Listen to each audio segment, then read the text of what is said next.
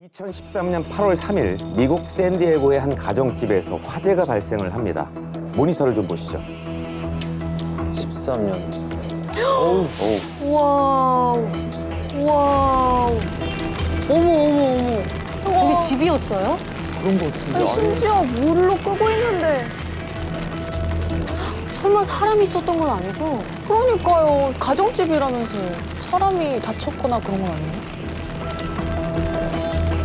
보시다시피 치솟은 불길로 집은 전소됐고 네. 화재 현장에서는 안타깝게도 두 구의 시신이 발견됐습니다. 아유. 제발 아이는 아니어라. 그러니까. 발견된 시신은 44살의 크리스티나 앤더슨과 그녀의 8살 된 아들 에단 앤더슨이었죠. 모자가 다 죽은 거네요, 그러면. 근데 아까 말씀하시기에 되게 좀 센 얘기일 거라고 예고를 좀 하셨잖아요. 네. 그럼 설마 이게 막 사고가 아니라 의도적인 사건이었다던가 그렇게 가는 거예요? 네, 맞습니다. 승욱 씨가 얘기한 것처럼 방화 사건이 맞아요. 범인으로 지목된 사람은요. 와, 누가 이런 짓을 해? 8살짜리 애를. 40살의 제임스 디마지오라는 남성이었어요. 이 세 사람이 무슨 사이였을 것 같은데 뭐 아내와 남편, 자식인데 뭐 아내가 바람을 폈거나 이래서 좀 화가 나서 불을 질렀을까요? 근데 성이 일단 앤더슨하고 디마지오라서 성이 안 맞아서 그러게? 가족도 아닌데. 그냥 집착하는 남자의 뭔가 그런 게 안 들어줘서? 아니었을까. 내가 가질 수 없으니까. 네, 가질 수 없으니까 부셔버리겠다는 심리가 아니었을까. 오늘 이야기는 상상을 초월한다고 말씀드렸죠. 화재로 사망한 모자와 제임스, 이들의 관계를 이야기하기 위해서는 이 남성에 대한 설명이 좀 필요합니다. 또 제3자가 등장하나요? 이 남성의 이름은 브렛 앤더슨.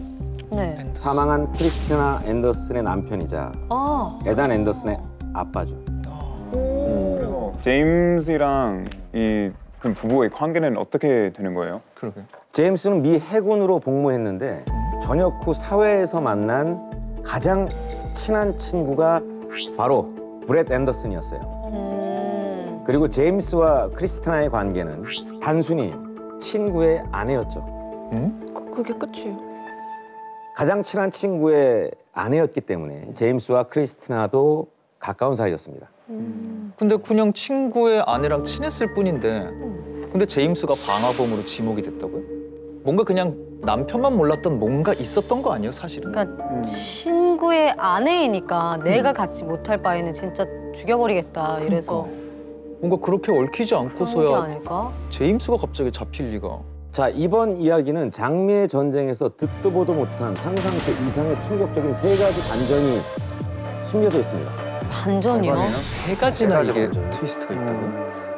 아, 브릿 앤더슨을 디마지오가 좋아했나 보네. 남자를 그러게 그런 스토리는 없었죠. 그러니까 연인이었던 거죠. 이 브렛 앤더슨이 브래드랑 바이섹슈얼이거나 아니면 나중에 자기가 동성애자라는 거를 커밍아웃. 나중에 알았을 수도 있지 않을까요? 아니면 아들이 제임스의 아들. 가능한데? 그 이상의 반전입니다. 진짜로? 와, 2013년 8월 3일 사건이 일어난 장소가 이야기의 첫 번째 반전입니다. 화재 사건이 일어난 장소 기억하시죠? 네. 샌디에고의 한 가정집에서 일어난 화재, 그 화재가 난 집이 당연히 사망한 크리스티나의 집이라고 생각하지 않으셨어요? 그렇죠, 그렇겠죠. 당연하죠. 두 모자가 발견됐어요. 애기가 있으니까. 화재 사고가 일어났던 곳은 제임스의 집이었어요. 제임스. 근데 본인 집을 태웠다고? 자기 집에 방화를 저질러서 사람을 죽였다고? 그럼 모자가 왜 이렇게 다 남편도 있었다. 없이 왜 있는 거지? 그러게? 8월 3일 제임스가 텍사스로 이사를 간다며 앤더슨 가족을 집으로 초대했어요. 네. 친구인 브렛은 일 때문에 참석을 하지 못했고 친구 브렛의 아내 크리스티나와 아들 예단만 작별 인사를 하기 위해 제임스의 집에 방문을 하게 된 겁니다. 네. 더 끔찍한 사실은 크리스티나와 에단이 제임스의 집에 있을 때 그의 집에는 한 사람이 더 있었다는 겁니다. 남편밖에 없는데 지금 남는 사람이? 근데 남편 안 갔다 그랬잖아요. 뭐가 있을까요? 그 사람은 네. 크리스티나의 첫째 딸 16살의 한나. 아이가 하나 더 있었어. 딸이 또 있어요. 아니 그러면은 첫째 딸까지 한 번에 다 죽이려고 했다는 그림처럼 들리는데 브렛이랑 제임스가 제일 친한 사이였다면서요? 왜 이렇게까지 가지고 괴롭히는 그리고 시신은 두고밖에 발견이 안 됐는데 맞아요. 맞아요. 딸이 한나는 살아있긴 한 건가요? 제임스의 진짜 모습과 함께 두 번째 소름 끼치는 반전이 일어납니다. 응? 한나가 제임스 집에 있었던 이유는 제임스가 납치를 했기 때문입니다.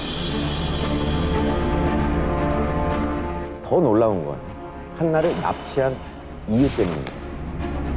지금 이제 아무런 상상이 안 돼요. 지금 너무 그러니까 이거 뭔가 내 정제가 왔어요. 그 이유는, 납치한 이유는 네. 친구의 딸 한나에게 고백을 거절당했기 때문입니다.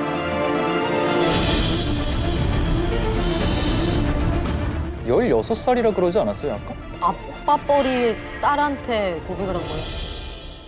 제임스와 크리스티나는 그녀가 한나를 임신할 때부터 알고 지낸 사이였어요. 아기 때부터 봤겠네. 제임스는 한나가 태어나는 그 순간부터 자라는 순간순간을 지켜본 사람 중에 한 명이었죠. 와, 진짜 부모 같은 느낌인데. 그렇죠. 미혼이었던 제임스는 한나를 딸처럼 귀하게 여겼고 한나 역시 제임스를 아빠처럼 때로는 친구처럼 편하게 대하며 아주 가장 친한 삼촌이었다고 해요. 아 한나는 당연히 정말 어려서부터 본 아빠 친구니까 오히려 정말 친한 삼촌으로 애정을 쏟았을 거고 근데 제임스가 한나를 바라보는 눈이 좀 이상했네요. 음침한 구석이 있었을 것 같은데 그럼 이건 소아성애 같은 거라고 봐야 돼요? 소아성애는 이제 의학적으로 13세 이하의 그 대상, 그러니까 사춘기가 오기 전에 대상에게 우리가 성적인 감정이 생긴다거나 행동으로 이제 옮겨졌을 때 우리가 얘기를 할 수가 있어서 소아성애자라고 보기엔 좀 어려운데요. 또 헤모필리아라고 해서 저 나이 또래 여자들을 좋아하는 그런 남자들의 집단이 있다고는 해요. 내가 통제하기도 쉽고 내가 뭔가 절대적인 영향을 미칠 수 있기 때문에 그런 대상한테만 이제 성적인 감정이 생길 수 있는 그런 분들이 제임스는 2013년 7월 초 한나의 생일을 기념해서 한나와 단둘이 할리우드로 여행을 떠나기로 했는데요. 싫다. 제임스는 이 여행에서 한나가 자신에게만 관심을 주고 온전히 두 사람만의 시간이길 바랬던 것 같아요. 하지만 제임스는 자신에게 집중하지 않고 친구들과의 연락에 신이 난 한나에게 불만을 품고 여행 도중에 집으로 돌아왔다고 합니다. 어머, 진짜 삐졌어. 항상 한나 곁을 지켰던 제임스는 마음이 점점 커졌고 한나의 고민 상담을 하는 것 하나하나에 의미 부여를 하게 되고요. 남자친구와 관련된 상담에는 질투를, 부모님과 트러블에 대한 상담을 해줄 때는 한나의 편을 들어주면서 제임스는 점점 그녀의 남편이 된 것 같은 착각에 빠져들게 됩니다. 징그러워. 진짜 그러던 어느 날 제임스는 한나를 향한 감정을 억누르지 못한 채 그녀에게 고백을 한 거죠. 못 참았구나. 근데 한나 입장에서 너무 충격적이었겠네. 진짜 지금까지 했던 모든 말이나 이런 거 다시 한번 생각하게 되고 그렇지. 소름 끼치죠. 믿었던 사람이 갑자기 이러니까 당연한 결과일지 모르지만 한나는 그 고백을 받아들이지 않고 단호하게 거절을 합니다.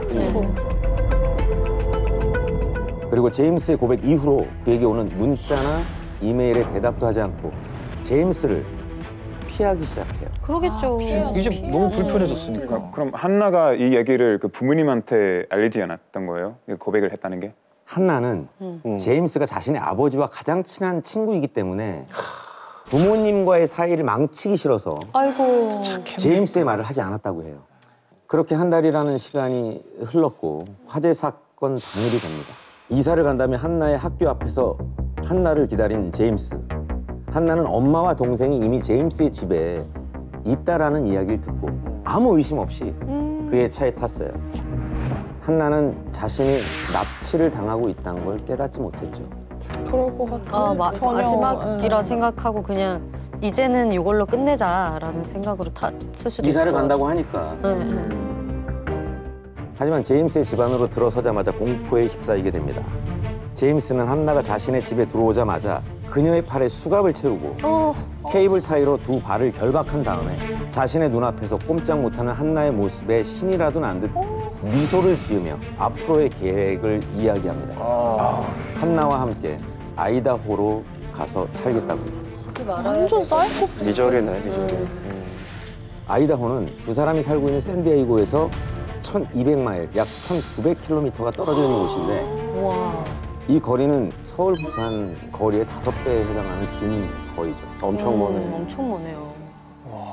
아까 근데 궁금한 게 납치됐을 시점에 그 집에 엄마랑 동생이 실제 있었던 건 맞아요? 네, 제임스의 집에 있었습니다. 아, 있었어요. 심지어 한나는 2층에서 소리 지르는 동생의 목소리를 들었다고 해요. 이 둘도 그냥 어디 들어가 있는 게 아니라 잡혀 있는 상황이었구나 이미. 한나 역시 있는 힘껏 동생의 이름을 외쳐봤지만 손발이 묶여있고 제임스가 한나의 입까지 막아놨기 때문에 동생을 도울 방법도 탈출할 방법도 없었죠. 너무 무서웠을 것 같아. 한참을 소리 지르던 한나는 정신을 잃었습니다. 정신을 잃은 한나에게 제임스가 수면제를 먹였죠. 아하. 그녀가 깨어났을 땐 그녀는 아이다호주에 있었습니다. 아. 아 진짜 갔구나. 이거 실행에 옮겼구나. 아무것도 기억하지 못하는 한나의 머릿속엔 가장 먼저 떠오른 건 엄마와 동생이었고 함께 있는 제임스에게 두 사람이 어디에 있는지 물어봤어요. 내 엄마와 동생은 집에 묶여있고 넌 내 말만 잘 들으면 돼. 쏘는 거야 뭐야 이게. 그러니까 그냥 가족을 인질로 잡고 한나를 자기 마음대로 통제하려는 의도네요. 제임스의 입장에선 한나를 납치한 게 아니라 한나와 사랑의 도피를 하고 있다고 여겼나 봐요. 사람들의 눈을 피해서 산속 같은 곳에 숨어 지내기도 했고요. 간혹 등산하던 사람들과 마주치기라도 하면 그때마다 제임스는 한나에게 도움을 요청하는 순간 한나 너도 그 도움을 주는 그 사람도 함께 죽일 거야. 이렇게 협박을 했기 때문에 한나는 도움조차도 요청할 수 없었다고 해요. 결국은 제임스의 감시와 통제하에 있어야 했죠. 아니 빨리 이제 한나를 가족들이 찾았으면 좋겠는데 다행인지 아무튼 아빠는 그 당시에 그 제임스 집에 없었잖아요. 어떻게 됐나요? 납치 다음 날 바로 한나의 실종 신고가 이루어졌습니다. 그리고 제임스 차에 타고 있는 한나를 목격한 사람의 진술을 토대로 경찰은 제임스를 추적합니다. 다행이네. 무려 250여 명이 동원된 수색 작업이 시작된 거죠.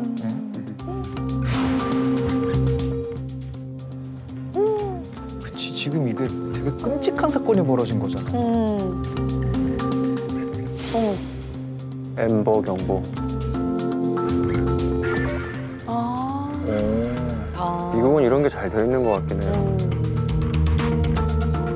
한나의 고등학교에선 앤더슨 가족을 위한 촛불 집회가 열렸고요. 아 친구들이 아주. 수백 명의 친구와 이웃들이 한나를 위해 기도를 했습니다. 빠른 시간 안에 이게 뭐 발견이 안 되면은 사망 위험성이 커지기 때문에 한나의 아버지는 이제 굉장히 힘들었을 것 같습니다. 시간이 길어질수록. 그렇죠. 한나 납치 6일이 지났을 때 제보 전화 한 통이 걸려옵니다. 산속에서 한나를 마주친 등산객이 어딘가 이상했던 아이의 표정을 보고 신고를 한 거예요. 잘했다. 경찰은 제임스가 한나 납치 전에 파란색 텐트와 캠핑 장비를 구입했다는 증거를 가지고 목격자가 한나를 보았다는 산에 헬기까지 동원해 수색을 하기 시작합니다. 빨리 찾았으면 좋겠다. 한나 실종 8일차 수색은 계속됐습니다. 아, 골든타임 지났네 이미. 8일이면. 그런데 드디어 제임스의 것으로 추정되는 파란색 텐트를 발견했고 숲속에서는 한나와 제임스를 찾아내는 데 성공을 합니다. 당시 현장 상황을 함께 보시죠. An FBI surveillance plane spotted 어머, DiMaggio's 저렇게까지 from 숲속에서? thousands of feet above. 저렇게 동그랗게 체크가 된 부분이 숲속에는 한나와 제임스고요. 제임스가 한나의 옆에서 점점 멀어지는 사이 한나가 흰 손수건을 흔드는 게 보이시죠? 네, 보여요. 야, 저거 흔들면서도 어린 나이에 협박을 계속 받았으니까 너무 무서웠을 것 같아요. 큰일 날 수가 있잖아. 들켰어 봐. 바로 아까 코 옆에 거리였는데. 그러니까요. 한나는 이 순간을 어떻게 기억하고 있을까요? 모니터를 한번 다시 보시죠. 네. And then there's other times where because he slept with a gun by his head in 너무 the tent. 무섭겠다. Hannah, how did you get through these days? Just the thought of going home to my mom and brother. 아이고. 아휴, 저 어린애한테 그러니까요. 지금 딱 봐도 너무 어려 보이는데. 그 제임스가 항상 총을 머리맡에 두고 잤다고 하니까 매 순간 한나한테 위험했을 것 같거든요. 그래도 무사히 구조돼서 다행이네요. 네. 제임스는 사건 당일 일주일 후인 8월 10일 FBI에게 사살을 당하며 생을 마감했습니다. 와, 다행이라고 해야 될까요? 제임스가 사망하면서 밝혀진 충격적인 사실이 하나 더 있습니다. 뭐요? 그의 친아버지가 사망한 날짜와 제임스가 같은 날 사망했다는 건데요. 아, 이것도 우연의 일치다. 그러게. 굉장한 우연이네요. 여기서 이야기의 세 번째 반전이 밝혀집니다. 제임스의 삶이 아버지와 똑 닮아 있는 이것이 밝혀지면서 미국을 발칵 뒤집어 놓은 사건이 있었어요. 제임스의 아버지 에버렛은 여자친구의 16살 딸을 사랑했어요. 여자친구의 딸이요? 친구의 딸이. 여자친구와 헤어지면서 그녀의 딸에게 더 나은 삶으로 널 데려갈게라고 이야기를 하며 고백했지만 대차게 차였죠. 고백을 거절당한 에버렛은 분노했고 16살의 딸과 그녀의 남자친구를 인질로 삼고 총으로 위협하기도 했습니다. 자기 여자친구의 딸인 10대한테 고백한 것까지 지금 거의 평행 이론이잖아요. 와, 어떻게 이렇게 똑같지? 제임스의 아버지 에버렛은 1998년 8월 10일 스스로 목숨을 끊고 맙니다. 제임스와 그의 아버지 에버렛의 삶, 우연이라고 하기엔 너무 닮지 똑같은데요? 않았습니까? DNA인데. 16살의 소녀, 진짜 똑같네요. 8월 10일 날 생을 마감하고 와. 반사회성 인격인 거잖아요. 어쨌든 간에. 금지된 거를 행함에 있어서 굉장히 거기서 쾌감을 느끼는 게 있는 것 같고 그거를 금지된 걸 넘어가는 거에 대해서 별 양심의 가치가 또 없는 것 같고 이런 부분들이 그럼 확실히 그런 것도 영향을 받았나 보다. 사랑은 지배하는 것이 아니라 자유를 주는 것이라는 이야기가 있더라고요. 제임스가 한나에게 원한 건 사랑이었을까요? 지금까지 미국에서 일어난 장미의 전쟁이었습니다.